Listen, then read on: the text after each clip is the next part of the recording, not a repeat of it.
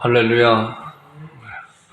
날씨가 굉장히 많이 이제 풀린 것 같습니다.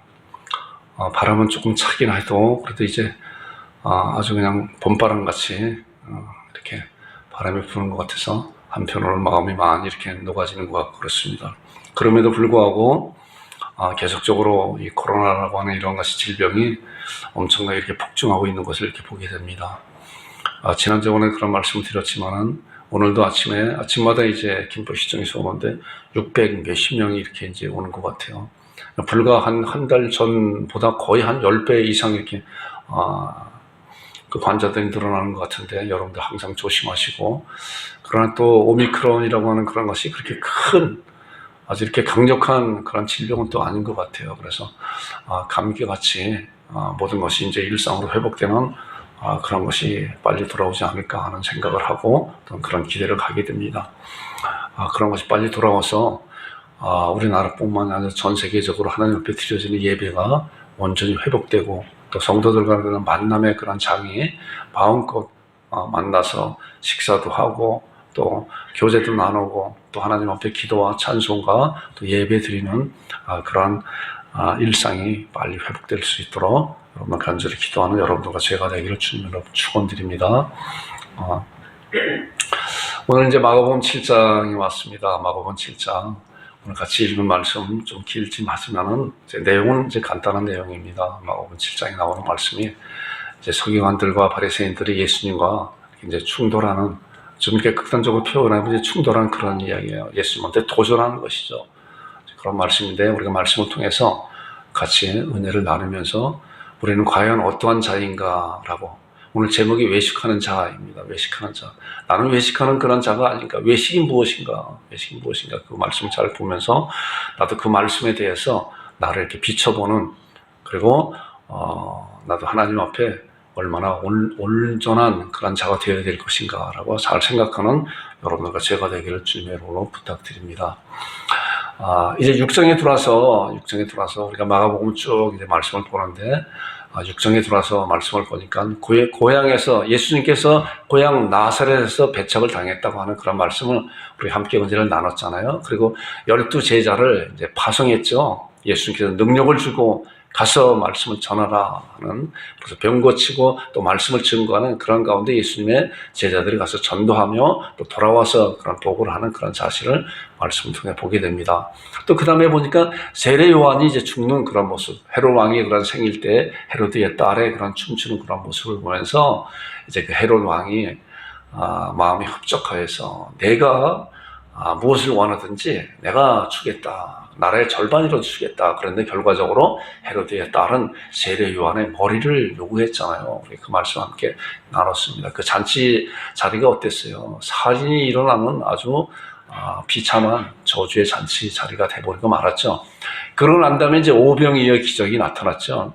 이제 헤로드 왕의 그 잔치는 그 불론 특정인들만 오게 됐지만은 예수님의 그 잔치는 오병이어 벳세다 광야에서 베풀어진 그 예수님의 그 잔치는 뭐예요? 아무나 누구든지 목마른 자들은 다 내게로 와서 마시라라고 하는 그런 말씀같이 누구든지 원하는 자는 전부 다 이제 그 벳세다 광야에 와서 예수님의 놀라운 은혜의 말씀을 들으면서 하늘에서 내려오는 그런 놀라운 떡, 어린아이가 5개와 고기 2마리를 가지고 드린 것이 5,000명이나 돼. 남자가 5,000명이라면 수만 명이 되는 그런 사람들이 다 배불리 먹고도 12강주가 남은 그런 사실을 함께 언제는 나눴습니다. 그리고 난 다음에 이제 예수님께서는 게네사렛 땅으로 이제 가기 위해서 바다를 이제 배 타고 가는 그런 제자들이 가는 가운데 예수님께서 바다 위로 걸으시는 놀라운 은혜가 있었잖아요. 또 이제 다른 마태복음 말씀 보게 되면은 베드로가 주님이시거든 나를 오게 해달라고 해서 오와라라고 했더니 베드로가 어떻게 바닷속으로 그냥 첨벙 들어갔잖아요. 첨벙 들어갔더니 어떠세요? 베드로가 바다 위로 걸어가는 놀라운 그런 은혜를 경험하였는데, 또 주변의 환경을 보면서 바람과 바람을 바다를 보면서 이제 바다로 또 빠져가는, 그래서 예수님께서 믿음이 없는 자를 왜 의심하느냐라고 하는 그런 책망도 받는 놀라운 사건을 보게 되고, 또 게네사렛 땅에서 이제 6장 이제 마지막 보게 되면 게네사렛 땅에서 많은 병자들을 고치는데 또 예수님의 옷가에라마도 되어도 그 병이 나는 놀라운 역사이 일어나게 되잖아요. 자, 우리가 예수님의 옷가에 되었을 때 병을 고친 여인이 누구였었죠? 얼마 전에 며칠 전에 말씀 생각해 봤잖아요. 혈루증 여인이 예수님의 뒤에 가서 옷가에 잡음으로 옷을 잡기만 하면 내 병이 나을 것이라는 그런 믿음을 가지고 잡았더니 그 병이 다 흔적 없이 나아버리는 놀라운 사실을 잊게 되시잖아요. 자, 영향력이라는 것이 있어요. 영향력이라고 하는 것이. 그렇잖아요. 어떤 그 모임의 분위기가 침울한 가운데 있는데 어떤 사람이 딱 나타났을 때 그 분위기가 완전히 반전되는 그런 것이 있잖아요. 우리도 우리의 삶 가운데서 그런 걸 경험하게 되잖아요. 영향력이라는 것이 있어요. 주님이 오시는 그런 영향력, 주님이 함께 하시는 그런 영향력은 너무나도 놀랍고 평안함과 능력과 기적이 나타나는 놀라운 영향력이 있다는 거예요. 우리가 이 말씀을 통해서 보게 됩니다. 그리고 이제 7장 우리가 읽은 본문에 나오는 7장 1절의 말씀이 바로 나와요. 자, 7장 1절 말씀을 보니까 바리새인들과 또 서기관 중에 몇이 예루살렘에서 와서 예루살렘에서 이들이 바리새인과 서기관들이 이제 갈릴리 지방에 예수님의 그런 사역하는 그런 곳을 왔어요. 사역하는 은혜를 받기 위해서 왔나요? 아니요. 말씀을 보니까 그렇지 않아요. 이들은 바리새인과 서기관들이 예루살렘에서 예수님께서 하는 그런 사역을 어떻게 하면 책잡으려고 이들이 왔다는 거예요. 자, 이렇게 이제 지도를 이렇게 보니까 예루살렘에서 이 갈릴리 지방 거기까지 오는 그 거리를 보니까 약 한 140km, 130km 그 정도가 되는 것 같아요. 물론 지금은 이제 교통이 발달됐기 때문에 뭐 100km, 200km라고 해도 뭐 단순히 뭐 몇 시간 안에 빨리 갈 수 있잖아요. 교통이 복잡하지만 않으면은. 그러나 당시는 어땠어요? 걸어오든지 아니면 무슨 뭐 이런 뭐 병거를 막이나 낙이나 그런 걸 타고 오든지 몇 날 며칠을 걸려서 왔겠죠. 그런 것은. 그런데 그들이 온 목적이 무엇인가? 우리가 전에 있는 그런 말씀을 통해서 한번 보겠습니다. 자, 마가복음 2장에 보니까 가버나움 땅에 이제 예수님께서 어느 집에 들어가서 있을 때 중풍병자를 4명의 친구들이 들고 오는 그런 모습을 우리가 생각해 봤잖아요. 같이 말씀을 나눴잖아요. 그 가운데 예수님께서 하신 말씀이 뭐예요? 중풍병자가 이르시되 작은 자의 내 죄사함을 받았느니라 하시니라 그렇게 말씀했어요. 자, 그래서 그들에게 먼저 그 중풍병자의 죄사함을 받게 하는 그런 놀라운 말씀을 선포했고, 그런데 그 말씀을 듣고 바리새인과 서기관들 하나님의 말씀에 탁월한 자들이잖아요. 그들은 죄사함은 하나님밖에 할 수 없는데 어찌 저자가 그런 이야기를 할 수 있는 것인가? 라고 하는 말씀이 나와요. 자, 어떤 서기관들이 거기 앉아서 마음에 생각하기를 중풍병자에게 내 죄사함을 받았느냐라고 선포하는 예수 그리스도의 그 말씀을 듣고 이 서기관들이 생각할 때 마음에 생각해요. 이 사람이 어찌 이렇게 말하는 거, 어찌 이런 말을 할 수가 있는 건가? 그리고 나오는 말씀을 보니까 이들이 볼 때 신성모독이다. 신성모독이 뭐예요? 돌에 맞아 죽는 거예요. 신성모독은 스데반 집사가 신성모독죄로 죽었잖아요. 예수 그리스도께서도 십자가 달리실 때 신성모독죄로 죽는 거예요. 오직 하나님 한 분 외에는 누가 능히 죄를 사할 수 있느냐? 라고 이들은 하나님의 말씀을 철저히 잘 알고 있는 자예요. 그리고 예수님께서 죄 사함을 주셨다. 내가 어찌 하나님을 대신할 수 있는 것인가? 라고 생각한 거예요. 이들은 하나는 모르고 하나는 알고 둘은 몰랐죠. 이 말씀을 하나님 한 분 외에는 능히 죄를 사할 수가 없다라는 것을 알고 있었는데 바로 그 앞에서 행하는 예수 그리스도께서 하나님이신 것을 이들은 알지 못한 거예요. 그러다 보니까 예수님을 향하여 신성모독이라 라고 하는 거예요. 자, 그 다음에 나오는 말씀 보겠습니다. 마가복음 3장 6절에 먼저 안식일에 대한 이제 그런 안식일에 손마른 자를 고치고 또 안식일에 또 밀밭사이 가운데서 또 제자들이 먹고 하는 그런 모습을 보면서 이들이 생각할 때 안식을 범하는 저 예수님이 보는 능력과 기적과 그런 것을 우리가 인정할 수 있는데 안식일에도 저런 일을 행하는 거구나 라고 생각을 하면서 어떻게 바리새인들이 나가서 곧 헤롯 왕과 함께 어떻게 하여 예수를 죽일까 의논하니라. 이들은 어떻게 하면은 예수를 착잡아서 죽일까라고 이렇게 생각을 하고 있어요. 자, 그 다음에 3장 22절을 보니까 이제 축사 사역하는 가운데 예수님의 그런 가족들도 예수님을 바라보면서 미쳤다 그랬잖아요. 말씀 같이 의견 나눠봤었잖아요. 그 말씀에 대해서. 또 이들도 예루살렘에서 내려온 서기관들은 우리가 이제 마가복음 7장 1절에 보니까 바리새인들이 서기관 중에 몇지 예루살렘에서 와서 예수께 모였구나. 이 말씀도 보세요.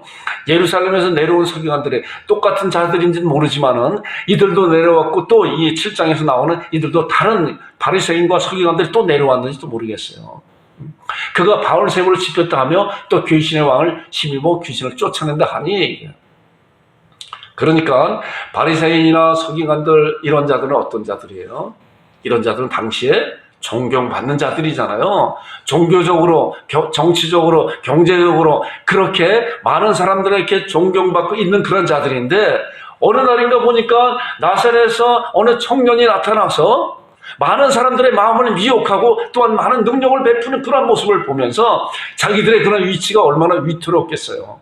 그렇기 때문에 예수에 대해서 어떻게 하면 책 잡을까 하는 그런 생각을 가지고 보니까 바리새인들이 나가서 헤롯 왕과 함께 어떻게 하면 예수를 죽일까 의논하고, 예루살렘에서 내려온 서기관들이 그가 바울세굴을 지켰다, 하나님의 능력으로 귀신을 쫓아내는 그런 모습을 보면서 그것이 하나님의 능력이 아니라, 우리가 믿는 여호와 하나님의 능력이 아니라 그것은 바로 귀신의 왕을 힘입어 귀신을 쫓아낸다라고, 그 모습을 보면서 이들이 그렇게 생각을 하고 많은 사람들을 선동하기 시작을 한 거 아니에요. 그리고 이제 7장에 들어와서도 우리가 읽은 말씀과 같이 바리새인들과 또 서기관 중에 몇이 예루살렘에 와서 예수께 모여들었다가 라고 하는 말씀이었어요. 자, 그리고 이제 1절부터 5절에 나오는 말씀, 이들이 이제 찬스를 잡은 거예요. 예수님의 그 제자들이 행하는 그런 모습을 보면서 1절과 5절에 나오는 그런 말씀을 보니까 이제 요약을 하면 그 말씀이에요. 우리들은 깨끗하고 경건하게 신앙생활을 하고 있는데, 우리는 정결하게 정말 하나님의 말씀을 잘 지키고 장로들로부터 내려온 그런 전통, 우리 조상들로부터 내려온 그런 전통을 우리는 철저히 지키고 있는데, 예수님의 그 제자들, 당신들은 무엇을 하는 건가? 이 얘기예요.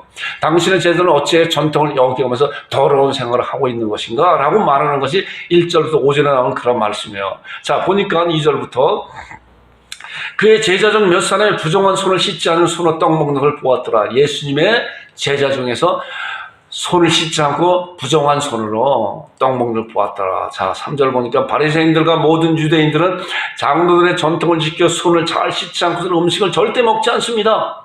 그리고 또 어떠한 철저함을 갖고 있냐고 하면은, 손을 씻는 것 뿐만이 아니라 시장에서 돌아와서 물을 뿌리지 않고서는, 물을 뿌리지 않는다고 하는 그런 것을 목욕 같은, 몸을 씻어내는, 온몸을 씻어내는 그런 행동을 하지 않고서는 먹지 아니하며 여러 가지 외에 지켜오는 것이 있으니 잔과 주발과 노구를 씻습니다. 그리고 예수님한테 물어보는 거죠. 우리는 이렇게 철저하게, 우리는 이렇게 깨끗하게 신앙생활을 하나님 앞에 하고 있는데, 당신의 그 제자들은 어떻게 되게, 그렇게 더러운 손 가지고 막 먹게 하느냐라고 예수님한테 물어보는 것이죠. 예수님은 책 잡으려고. 그러면서 이제 거기에 대한 대답이 이제 6절부터 나오는 말씀이죠. 예수님께서 그들에게 말을 하는 거예요. 자, 이르시되 이사야가 너희 외식하는 자에 대하여 잘 예언했다. 자, 예수님께서 한 방에 나리는 거예요, 이들에게. 우리는 철저하게 율법을 지켜가면서, 또한 이제 그 전통에, 우리 조상들로부터 내려온 그런 장로들의 그런 전통을 철저히 지키면서, 그것뿐만이 아니라 뭐예요? 손 씻을 뿐만이 아니라 먼데 갔다 와서는, 시장에 갔다 와서는 나의 몸도 정결하게 하는, 그렇게 하면서 우리의 먹는 것도 먹고 이렇게 깨끗한 그런 생활을 하고 있는데, 당신들의 제자들은 어떻게 그렇게 더러운 손으로 음식을 먹는 그런 더러움을 저지르고 있느냐라고 하는 그런 말에 예수님께서 그들에게 말하는 거예요. 너희 외식하는 자들아, 외식하는 자들아. 이사야가 잘 예언하였도다. 기록가 있을 때 이 백성의 입술로 나는 공경하되 마음은 내게서 멀도다. 자, 이들과 예수님과의 그런 충돌되는 그런 모습은 뭐냐고 하면은, 먹는 거에 대해서 외식에 대한 거야. 너희들은 외식하는 자다라고 그들에게 이야기하면서 그런 거예요. 나오는 말씀 보면은, 사람이 계명으로 교훈을 삼아 가르치니 나를 헛되이 경배하였도다 하였느니라. 너희가 하나님의 계명은 모르고 사람의 전통을 지키느니라. 그리고 이제 그들에게 핵심적인 것을 예수님께서 지적하면서 예수님께서 그들에게 책망을 하고 있는 거예요. 자, 너희들은 외식하는 자다. 외식이 뭐예요? 우리가 바깥에 나가는 그걸 먹는 것도 외식이라고 하는데 그런 외식이 아니라 그러죠. 우리나라 말은 끝까지 들어봐야 그 말에 대해서 잘 알게 되죠. 똑같은 단어들의 사실이 이렇게 많은 것 같아요, 보니까. 자, 그러면서 외식이라고 하는 것은 이제 마태복음에 그 말씀을 잘 설명하고 있어요. 마태복음 23장에 보니까 그 말씀에 와 있을진저 외식하는 서기관들과 바리새인들이여 회칠한 무덤 같으니. 자, 서기관과 바리새인들은 스스로 우리들은 정결하고 경건한 자들이다, 많은 사람들로부터 칭찬받는 자이고 다른 사람들이 하지 못하는 그런 일까지도 우리는 철저히 하게 우리는 지켜내는 그런 자들이다 라고 스스로 자기들 지위를 높이게 하잖아요. 그런데 예수님께서는 뭐야? 그들의 마음을 찔러보시는 분이기 때문에, 마음을 살펴보시는 분이기 때문에 그들의 그 외식을 단호하게 책망하고 있는, 그런 꾸짖고 있는 그런 모습인데, 그 외식이 뭐냐고 하면은 외식하는 서기관들과 바리새인들은 회칠한 무덤 같으니 너희들은 회칠한 무덤이다 라고 그들을 강하게 비판하며 책망하고 있는 거예요. 회칠한 무덤이 어때요? 겉으로는 깨끗하잖아요. 그런데 그 속에 뒤에 나오는 말씀인 거예요. 겉으로는 아름답게 보이나 그 안에는 죽은 사람의 뼈와 모든 더러운 것이 가득하도다. 그러면서 또 나오는 말씀이 이와 같이 너희도. 자, 회칠한 무덤은 뭐야? 겉으로는 아름답게 보이나 그 안에는 죽은 사람의 뼈와 모든 더러운 것이 가득한데 이와 같이 너희도 겉으로는 사람에게 옳게 보이되 안으로는 외식과 불법이 가득하도다 라고 그들의 그 마음을, 정욕을 찔러버리는 것이 바로 외식에 대한 그런 것이 그리스도 예수님께서 그들을 책망하는 그러한 말씀이라는 거예요. 자, 외식은 바로 이런 것이에요. 겉으로는 화려하고. 외식의 대표적인 것이 뭐예요? 사기꾼들이잖아요, 사기꾼들. 얼마나 도와주려고 천사의 같은 얼굴을 가지고 양의 탈을 쓰고 그들을 도와주고 하잖아요. 그런데 그 마음은 뭐예요? 마음은 아주 이리 같은, 어떻게 하면 한 번에 다 가져갈까 하는 그런 것을 가는 것이 바로 외식의 대표적인 그런 사례라고 볼 수가 있어요.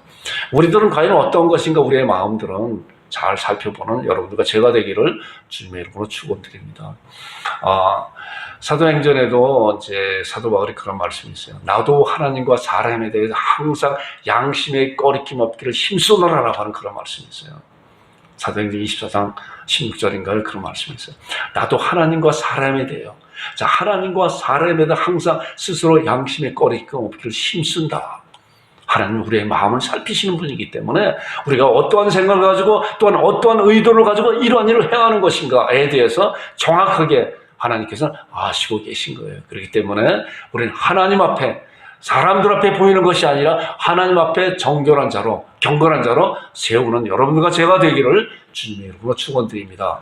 이제 그 다음에 나오는 말씀이 또 그러시되 너희가 너희 전통을 지키려고 하나님의 계명을 잘 버리는도다. 그리고 이제 그들에게 잘못되어 있는 그 핵심적인 그 말씀을 이제 그들에게 하고 있는 거예요. 예수님께서 모세는 내 부모를 공경을 하고 딱 아버지나 어머니를 모욕하는 자 죽임을 당하려 하였는데 너희들은 지금 뭐 하고 있는 것인가?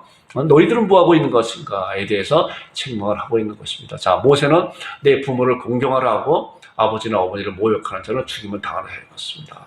자, 이 말씀이 이제 출애굽기에 나오는 말씀이에요. 출애굽기 20장 12절을 보니까 내 부모를 공경하라. 자, 부모를 공경하라고 그랬잖아요. 그런데 그들은 뭐예요? 부모를 공경하지 않고 있어요. 그럼에도 불구하고 자기들은 떳떳하다라고 하고 있는 거예요. 왜 떳떳한가? 이제 뒤에 나오는 말씀이 있어요. 자기들은 장로들의 그런 전통을 지키고 있기 때문에 이러한 말씀보다 그것이 더 우선이다라고 생각을 하고 있는 그러한 말씀에 예수님께서 그들의 정욕을 찌르고 있는 것이에요. 자, 내 부모를 공경하라 그랬어요. 자, 그 다음에 출애굽기 21장 15절을 보니까 자기 아버지나 어머니를 치는 자는 반드시 죽일지니라 그랬어요. 자기 어머니나 아버지를 모욕하는 자들은 반드시 죽일지니라 라고 분명히 모세가 이스라엘 백성들에게 말씀했는데 이들은 이 말씀을 자기들의 전통을 따라서 피해 가고 있는 말씀이 지금 나오고 있는 말씀이에요. 이제 보세요. 너희는 이르되, 이제 11절부터 나오는 말씀이에요. 너희는 이르되 사람이 아버지에게나 어머니에게나 말하기를 내가 드려 유익해 할 것이 고르반, 부모님들을 잘 섬겨야 되는 것인데 부모님을 공경하라, 부모님을 공경하지 않고 모욕하는 자는 반드시 죽일지니라 라고 분명히 모세를 통해서 이스라엘 백성들에게 말씀하고 있는데 이들은 이 말씀을 피해가는 이상한 전통을 만들어서 그 말씀대로 하고 있는데 그 말씀을 예수님께서 그들에게 책망하면서 전국을 찌르고 있는 말씀이 이 말씀이에요. 너희는 이르되 사람의 아버지에게나 어머니에게나 말하기를 내가 드려 유익하게 한 것이 고르반, 곧 고르반이라고 하는 곧 하나님께 드림이 되었다 하기만 하면 그만이라. 하나님 앞에 드리게 되었다면 이제 그만이라. 자기 아버지나 어머니에게 다시 아무것도 하여 드리지 허락하지 아니하며. 자, 고르반 하게 되면은 이제 부모님한테 공경하지 않아도 자기들은 떳떳하다 라고 생각하는 거예요. 자, 고르반이 뭐예요? 자, 고르반이 뭔가 보세요. 고르반은 제가 이제 이렇게 찾아보니까 가장 쉽게 설명한 것이 있어요. 성전에서 제사를 바치기로 서약만 한다. 내가 제사를 성전에 바치겠다고 서약하는 거, 바치는 것도 아니에요. 서약만 하고 평생 그 제사를 자기 마음대로 허락망탕에 써도 괜찮다는 거예요. 이것이 그들의 전통적으로 내려오고 있는 거예요. 그렇기 때문에 서약만 하고 내가 제사를 성전에 바치겠습니다라고 서약만 하고 난 다음에 하였으면은 이제 부모님을 모시지 않아도, 공경하지 않아도, 자기가 보살피지 않아도 법에 어긋나지 않는 것이다 라고 하는 것이 고르반이라는 거예요. 이들이 그렇게 했다는 거예요. 그러니까 하나님의 말씀보다 그들의 전통적으로 내려오는 이 고르반이라고 하는 그런 것이 더 위에 있게 되는 거예요. 하나님의 말씀이 가장 위잖아요. 하나님의 말씀이. 그러니까 우리가 지금 시대를 살고 있는 이 시대도 마찬가지로 하나님의 말씀을 회파하는 그런 말들이 얼마나 많아요. 대표적으로 동성애잖아요. 정적 지향이라고 하는 그런 것이 있잖아요. 분명히 하나님께서는 아담과 하와를 창조하시고 남자와 여자를 창조하시고 남자와 여자가 한 몸이 돼서 한 가정을 이룬다고 말씀하고 다른 성을 말하지 않고 있어요. 다른 성을 말하지 않고 있는 것이 다른 성은 없다는 거예요. 그럼에도 불구하고 지금 뭐예요? 다른 성도 있다. 다른 성도 있다. 제3의 성, 제4의 성. 세계적으로 많은 나라들이 동성애가 통과되어서 네덜란드 같은 나라에는 성별난에, 지금 우리나라의 성별난에 어때요? 남자와 여자, 남성과 여성 둘밖에 없잖아요. 그런데 그 나라는 수십 개가 된다는 거예요. 수십 개가. 이것도 남성과 여성만 하게 되면 법에 어긋나서 그렇게 정한 자가 재판을 받아서 감옥에 갈 수 있다는 거예요. 그 법이 통과된 법은. 이런 무서운 시대에 우리가 살고 있는데 우리가 정신 바짝 차려야 되는 것이다. 하나님의 말씀은 정확하게 진리이고 이 말씀에 입각해서 우리가 세상을 보는 판단하는 그런 것을 잘 알 줄 아는 여러분과 제가 되기를 바랍니다. 자, 그리고 이제 13절에 너희가 전한 전통으로 하나님의 말씀을 폐하여 또한 이 같은 일을 많이 행하느니라. 너희들이 전한 장로들부터, 그러니까 장로라고 하는 것은 조상으로부터 내려오는 그러한 전통을 가지고 하나님의 말씀을 폐하버리고 그리고 고르반해서 부모님을 공경하고 해야 되는데도 우리가 성전에서 우리의 재산을 드리겠다고 서약만 하고 난 다음에 허랑방탕하게 자기들 마음대로 재산을 사용해버리고 부모님들을 돌보지 않는 그런 가운데 있어도 그들은 법에 저촉되지 않고 내가 고르반 했기 때문에 괜찮다라고 하는 말이 바로 너희가 전한 전통으로 말미암아 하나님의 말씀을 폐하버리고 이러한 일을 많은 사람들이 아마 이 이제 말씀을 보니까 많은 사람들이 그런 일을 행하고 있고 또 그렇지 않은 자들도 있나 봐요. 보니까 부모님을 잘 공경하는 그런 자들도 있지만 그렇지 않은 자들이 휩싸이면서 분위기에 휩싸이고 그 말씀에 전통이 위에 있다라고 하는 그런 말씀에 많은 사람들이 행하고 있는 것인가에 대해서 이제 그들에게 책망하고 있는 거예요. 자, 그들은 뭐라고 그랬어요? 너희 예수님의 그 제자들이 손을 씻지 않고 먹는 것에 대해서 경건치 않고 더러움이고 죄를 범하는 것이다 라고 그들이 이야기했을 때 예수님께서는 그들을 향해서 외식하는 자들이라 그것이 더러운 것이 아니라 바로 외식하는 그 모습이 더러운 것이다 라고 이들에게 깨우쳐지고 책망하고 이들에게 단호하게 말을 하고 있는 그런 가운데 바로 이제 고르반이라고 하는 그런 말씀을 통해서 이들의 그 잘못된 것을 말씀을 통해서 정확하게 가르쳐주고 있는 것이 지금 나오는 그런 말씀입니다. 이제 그 다음에 나오는 말씀이 뭐니까 이제 무리를 다시 불러 이르되 예수님께서 그들을 불러 그 말씀하고 난 다음에 잠깐 떨어져 있었는지 무리를 다시 그들을 불렀어요. 예수님께서. 자, 이것은 아주 그냥 부른 것이 아니라 강한 그런 말씀이야. 무리를 다시 와라. 너희는 내 말을 듣고 이제 깨달아라.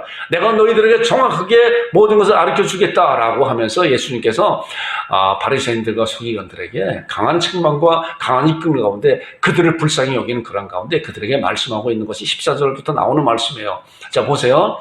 15절에 무엇인지 이제 밖에서 사람에게 들어가는 것이 너희 사람을 더럽게 하지 못하는 것이다. 먹는 것이 사람을 더럽게 하는 것이 못하는 것이다. 너희들은 먹는 것을 위해서 손을 깨끗이 씻고 시장에 갔다 와서 몸을 청결하고 잠으로 여러 가지 그런 가운데 외식하는 가운데 마음은 흉폭한 그런 마음을 갖고 있어도 겉으로만 깨끗한 척하면서 너희들이 경건하고 그렇다고 생각을 하지만은 그러나 잘 보세요. 무엇인지 밖에서 사람에게 드러나는 것이 능히 사람을 더럽게 하는 것이 아니다라고 그들에게 가르쳐주고 있는 것입니다. 그리고 사람 안에서 나오는 것이 사람을 더럽게 하는 것이다. 너희들이 생각한 것이 손을 씻지 않고 먹는 것이 사람을 더럽게 하는 것이 아니고 사람 안에서 나오는 것이 너희를 더럽게 하는 것이다. 사람을 더럽게 하는 것이 바로 그것이다. 그렇기 때문에 이러한 문제를 해결하지 않고 외식적으로 겉으로 경건한 척하는 것은 회칠한 무덤 같은 그러한 자들이라라고 이들에게 강한 책망과 이들에게 불쌍함을 통해서 그들에게 깨우쳐 주기 위해서 예수님이 그렇게 말하고 있는 거예요. 자, 그런 가운데 이제 그 다음부터 나오는 말씀이 예수님의 제자들이 그 말씀을 옆에서 듣고 있다가 예수님께 이제 말씀하는 거예요. 자, 17절부터 23절에 나오는 말씀, 마지막 절까지 나오는 말씀을 제가 이제 요약을 해봤는데, 어떠한 음식이든지 입에 들어가는 것은 사람을 더럽게 하는 건 아니다. 제자들에게 가르쳐 주는 것이. 왜냐고 하면은 이는 배로 들어가 뒤로 나오기 때문이다. 그러나 사람을 더럽게 하는 것은 바로 마음에서 나오는 것이다.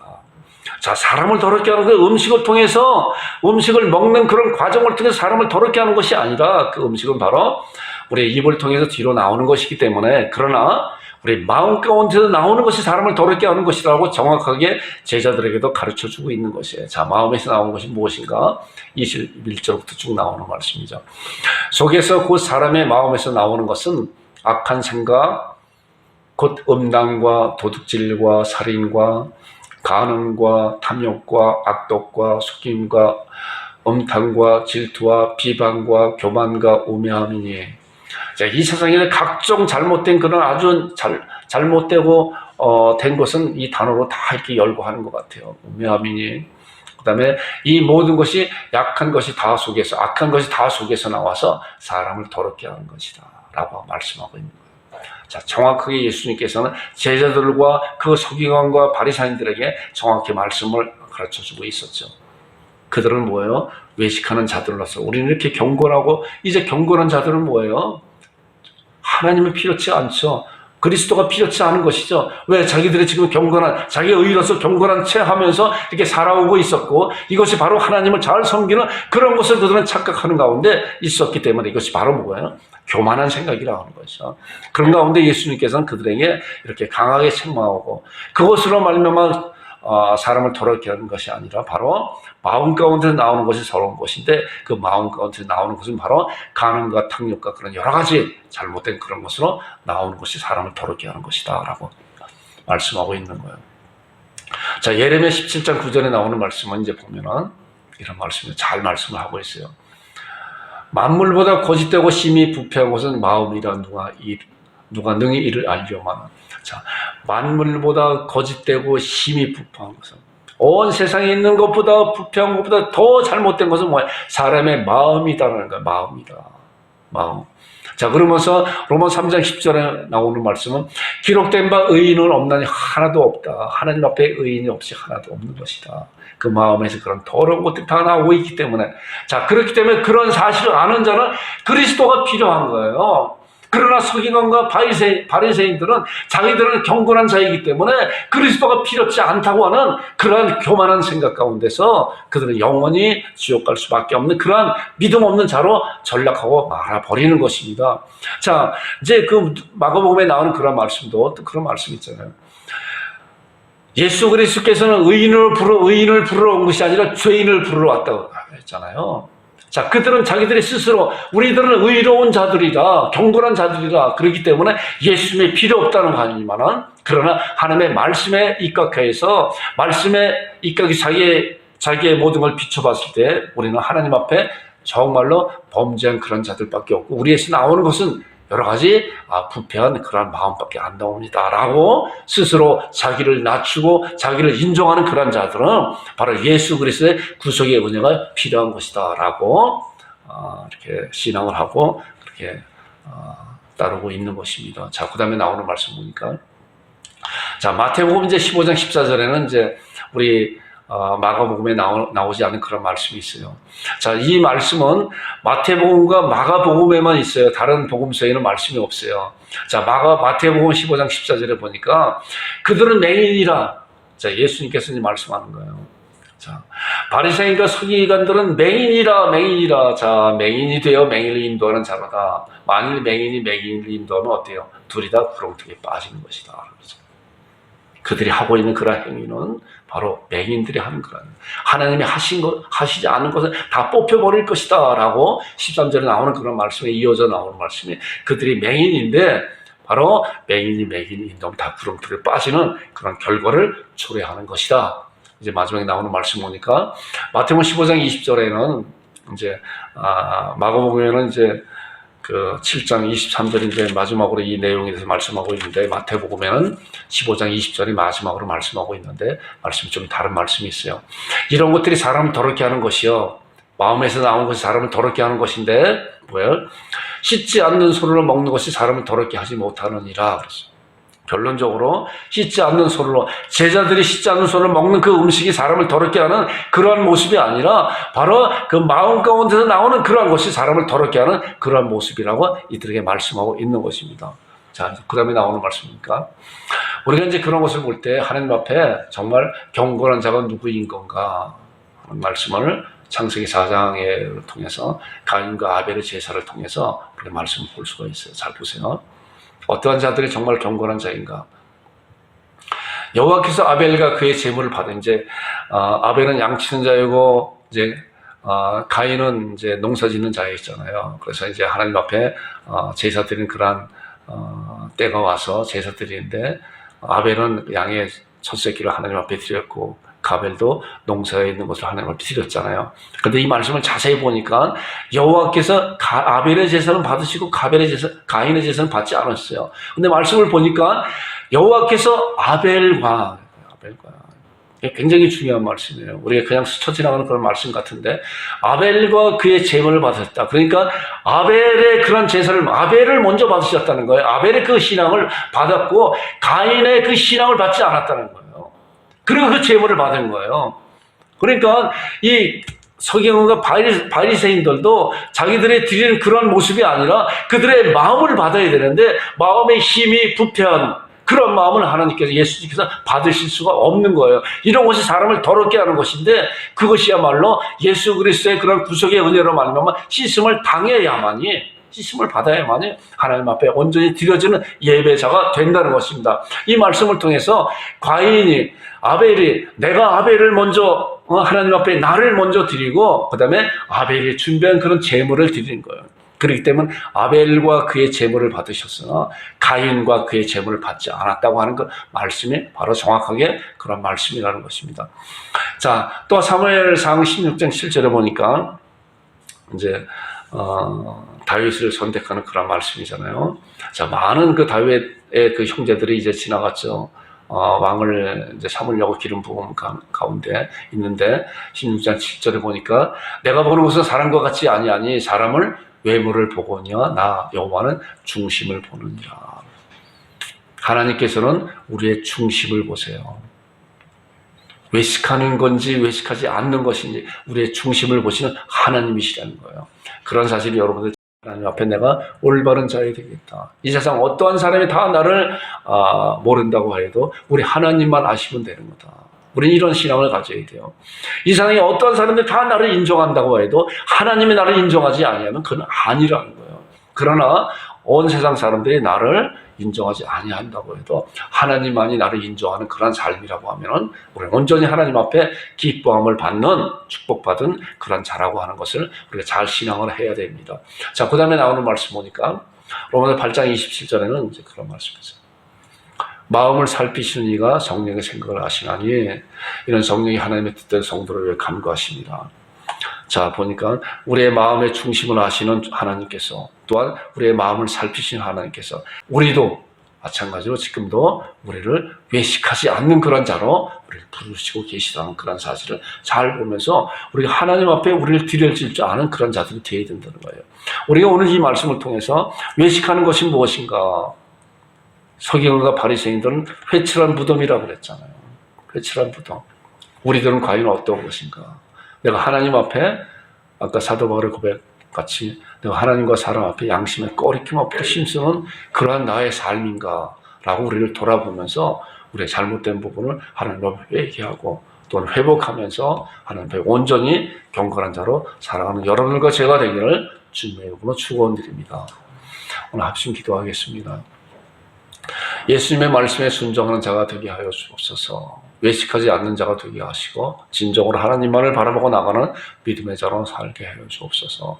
또는 행동하는 믿음으로 하나님의 영광을 나타내게 하여 주옵소서라고 간절히 하나님 앞에 기도하는 시간 갖겠습니다. 아버지 하나님의 은혜를 감사합니다. 예수님의 말씀에 순종하는 자가 하여 주시옵소서. 우리 화원 성도들 하나님의 말씀을 사모하는 자들이 하시고 그 말씀에 의해서 아버지 앞에 순종하는 그런 자들이 될 수 있도록 주께서 은혜 가운데 인도해 주옵소서. 하나님 아버지 성경과 바리새인들 같이 외식하지 않는 자에게 계시고 회출한 무덤 같은 그런 자들이 되지 않게 주께서 은혜 가운데 인도해 주옵소서. 온전히 주의 말씀에 있어서 하나님만을 바라보고 나아가는 믿음의 자들을 세우시게 인도해 주옵소서. 하나님 아버지 또한 행동하는 믿음으로 하나님의 영광을 나타내는 하나님의 온 성도들이 될 수 있도록 주께서 은혜 가운데 인도하여 주옵소서. 아버지 하나님 참으로 주의 말씀을 잘 읽어내고 말씀 가운데서 말씀에 이끌린 가운데서 하나님 살아내는 아버지 온 성도들이 될 수 있도록 인도하여 주옵소서. 우리의 수호 기도님 우리 하나님 우리 양국 산비교회 우리를 삼아주셨사오니 하나님 말씀 안에 잘 양육되어서 우리 하나님 앞에 귀하게 쓰임받고 아버지 하나님 우리 양국 산비교회 큰 일꾼 되시고 도와주시게 인도하여 주옵소서. 아버지 하나님 각 가정 우리 하나님께 내 가운데 인도하시고 평안한 가정 삼아주시고 아버지 물질로부터 채워주옵소서. 아버지 하나님 참으로 우리 김혜정 선교사님이 하나님 은혜 가운데 인도하셔서 자들 땅을 변화시키는 하나님의 사명자가 될 수 있도록 주께서 역사시 이끌어 주시고 우리 본세역 성도의 하나님께서 하나님을 바라보고 나가는 믿음의 자녀로 세우시고 인도하여 주옵소서. 이끌어 주옵소서. 아버지 감사합니다. 감사합니다. 걸어가신 아버지 하나님 은혜를 감사합니다. 하나님 아버지 우리 모든 성도들이 이제 예수님의 말씀에 순종하는 자가 되게 하여 주시고 외식하지 않고 참으로 주님 앞에 온전히 우리의 마음을 드리면서 하나님의 말씀대로 살아갈 수 있도록 주께서 은혜 가운데 인도하여 주옵소서. 하나님 아버지 참으로 말씀을 붙잡고 이제 참으로 베드로와 같이 행동하는 믿음으로 하나님 앞에 영광 돌리는 온 성도들이 될 수 있도록 주께서 은혜 가운데 인도하여 주옵소서. 아버지 하나님 우리 하윤이 수호 규민이 이제 우리 양국 참빛교회 어린이로 세우셨사오니 말씀 가운데 잘 양육되어서 우리 하나님 앞에 귀하게 쓰임받고 우리 양국 참빛교회 큰 일꾼 될 수 있도록 주여 도와주시고 인도하여 주옵소서. 우리 김소 가정 위에 하나님께서 은혜 가운데 인도하여 주셔서 건강 지켜주시고 함께 주 앞에 예배드리는 귀한 가정 되게 하여 주시고 주의 말씀을 들을 때 놀라운 구원받는 그런 과정이 되어서 우리 살아계신 하나님 앞에 아버지 하나님 영과 진리로 드려지는 예배자로 삼아주시고 인도하여 주옵소서. 하나님 아버지 차드 땅에 이제 우리 김혜정 선교사님 아버지 하나님 참으로 파송 선교사로 세우셨사오니 아버지 하나님께서 성령님의 충만함으로 기름 부으시고 말씀과 기도로 무장케 해주셔서 차드 땅을 참으로 하나님의 나라로 변화시킬 수 있는 하나님의 아버지는 참으로 선교사로 삼아주시고 인도하여 주옵소서. 가는 곳마다 성령 하나님께서 아버지 하나님 이끌어 주셔서 이제 막을 거 막으시고 열릴 거 열어주셔서 차두 땅을 향한 하나님의 계획이 우리 선교사님을 통해서 하나하나 성취될 수 있도록 도와주시고 인도하여 주옵소서. 아버지 하나님 또한 이제 3월 달에 우리나라에 이제 대통령을 뽑는 대선이 있습니다. 하나님 아버지 참으로 하나님을 두려워하고 백성들을 사랑하는 아버지 지도자가 나올 수 있도록 도와주셔서 우리나라가 참으로 이제 세계 만방의 참으로 인류 국가로서 또한 참으로 복음의 국가로서 너희는 온 천하에 다니며 만민에게 복음을 전하는 주의 말씀의 사명을 온 우리 대한민국 교회가 감당할 수 있도록 도와주시고 우리 양국 참빛교회도 이러한 일에 이력을 감당하는 교회가 될 수 있도록 인도하시고 이끌어 주옵소서. 걸어가신 아버지 하나님 우리 온 성도들 가정 위에 또한 하고자 하는 그런 사업 위에 직장 위에 우리 하나님께서 은혜 가운데 인도해 주셔서 모든 일 잘 감당할 수 있게 도와주시고 아버지 번창케 해주셔서 또한 많은 사람들로 칭찬 듣는 믿음의 자녀로 세우시고 이끌어 주옵소서. 아버지 어려운 가운데 저희들 살아가고 있습니다. 건강 지켜주옵소서. 또한 차량 운행하고 있사오니 하나님 아버지 차량 운행할 때마다 우리 하나님께서 운전대를 붙잡아 주셔서 안전하게 운행할 수 있도록 도와주시고 우리 하나님 앞에 영광을 올리는 믿음의 가정과 믿음의 자녀들과 믿음의 가정 사업장과 직장이 될 수 있도록 주께서 이끌어 주옵소서. 인도하여 주옵소서. 아버지 감사합니다.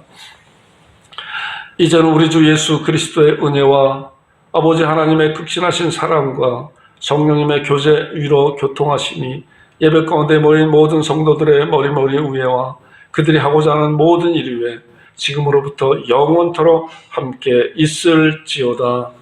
아멘. 아버지 하나님 감사합니다.